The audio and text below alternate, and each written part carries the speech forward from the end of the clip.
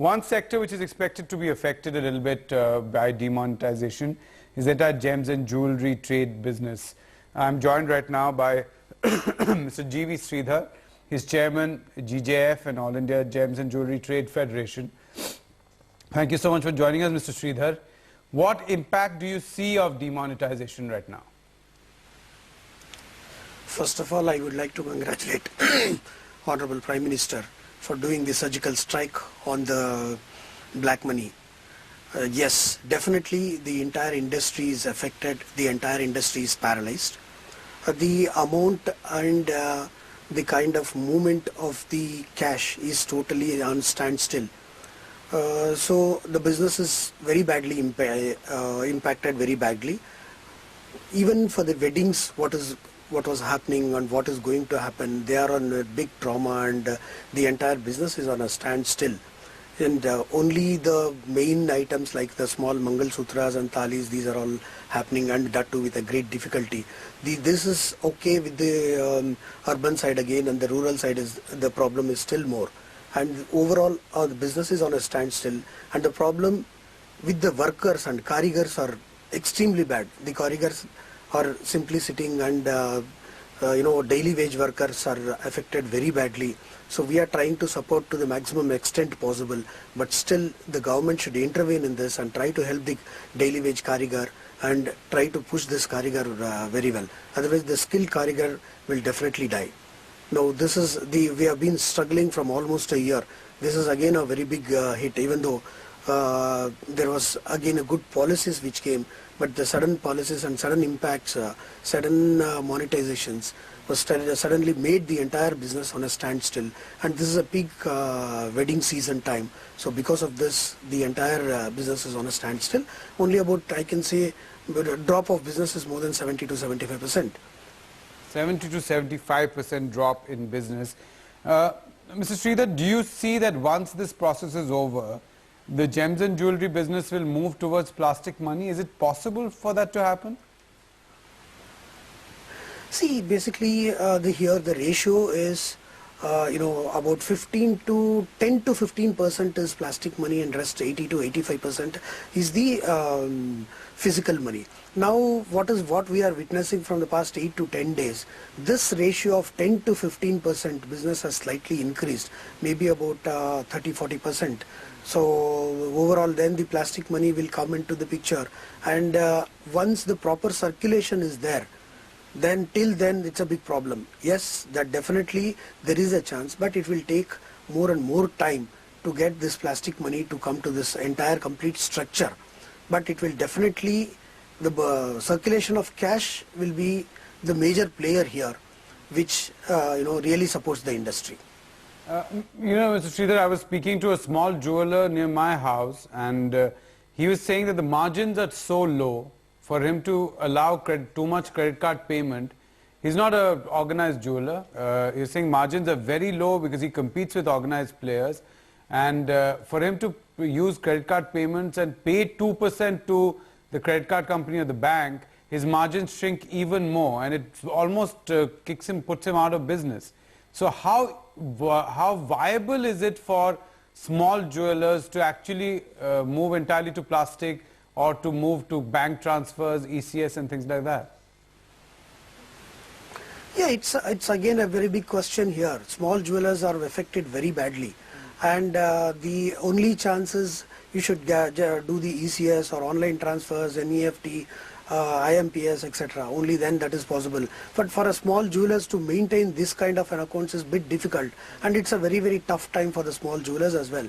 You have rightly said that it's a point out, and the profitability is very, very low, extremely low, because of the various tough competitions, too much of chain stores, all these things. The profitability is very low, and for the small jeweler it's a really struggling time, and this is the time the government should really interfere and support the smaller jewelers and smaller segment. And see, let me tell you, our jewelry industry is an unorganized industry.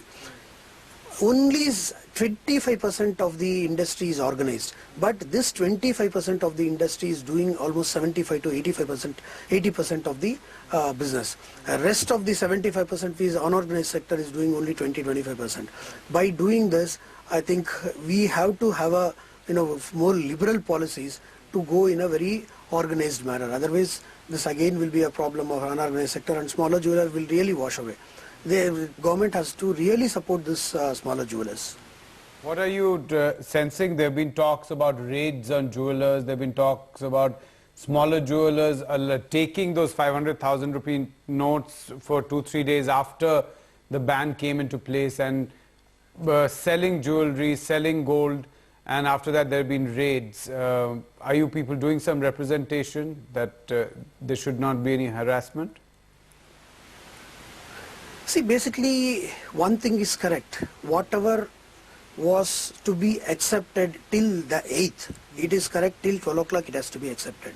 Anything whoever done has this kind of mischief after 8th, doing some sort of acceptance on business is wrong. We also condemn that.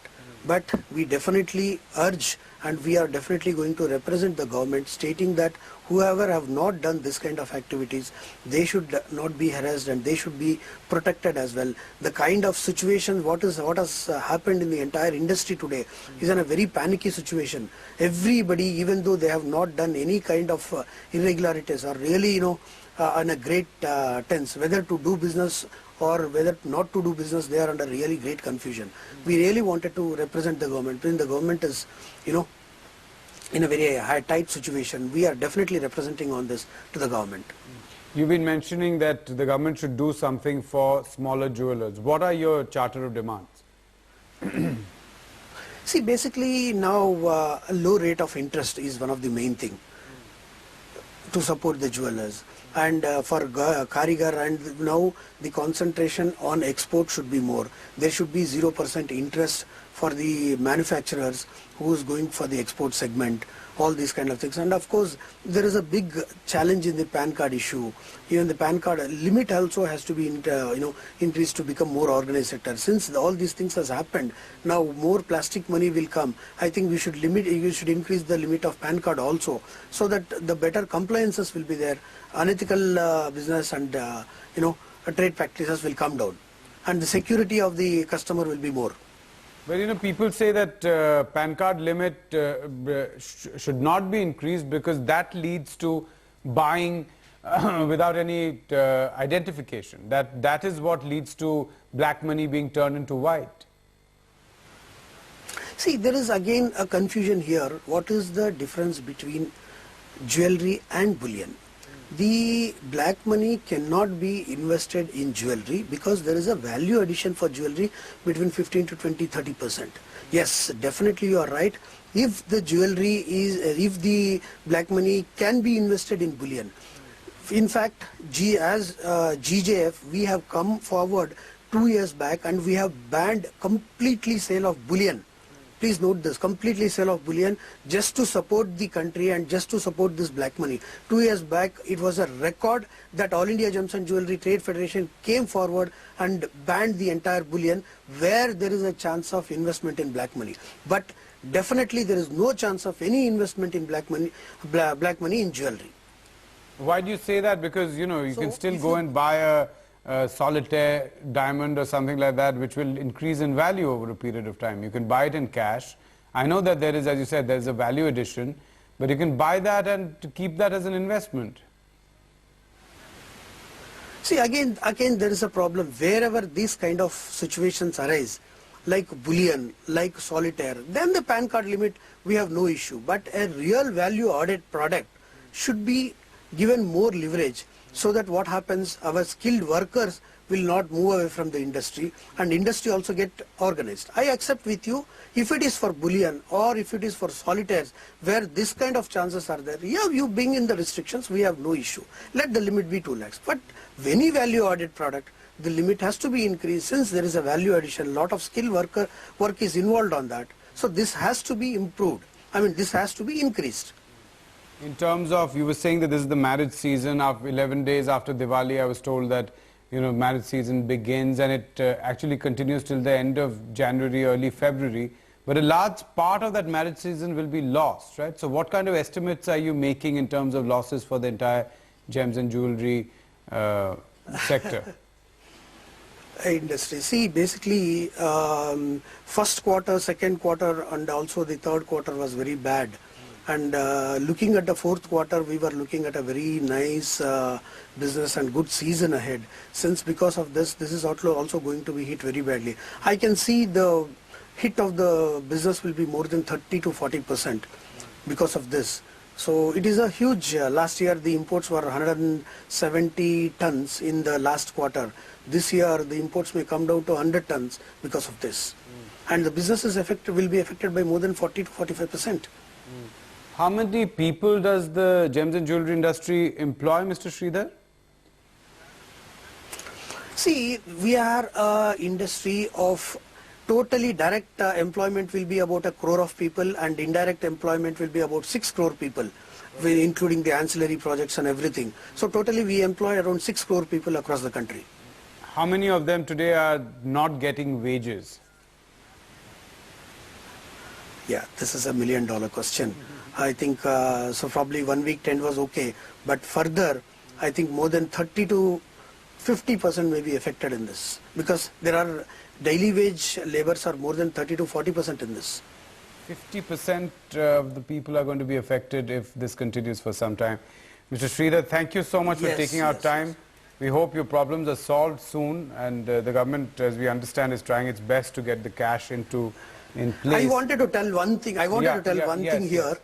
Here, each and every single time, this gem and jewellery industry is blamed for the for the attachment of black money, etc. Let me tell you here, we are the first industry. The moment 500 and 1,000 rupees banned, we were the first industry to give a press release supporting this. We told Honorable Prime Minister, sir, we will support you.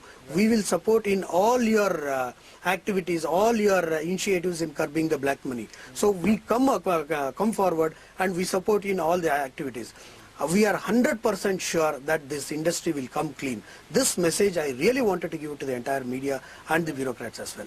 Thank you so much, Mr. Sreedhar, for coming and talking to us. Thanks a lot. We're going to take a short break and we'll be back.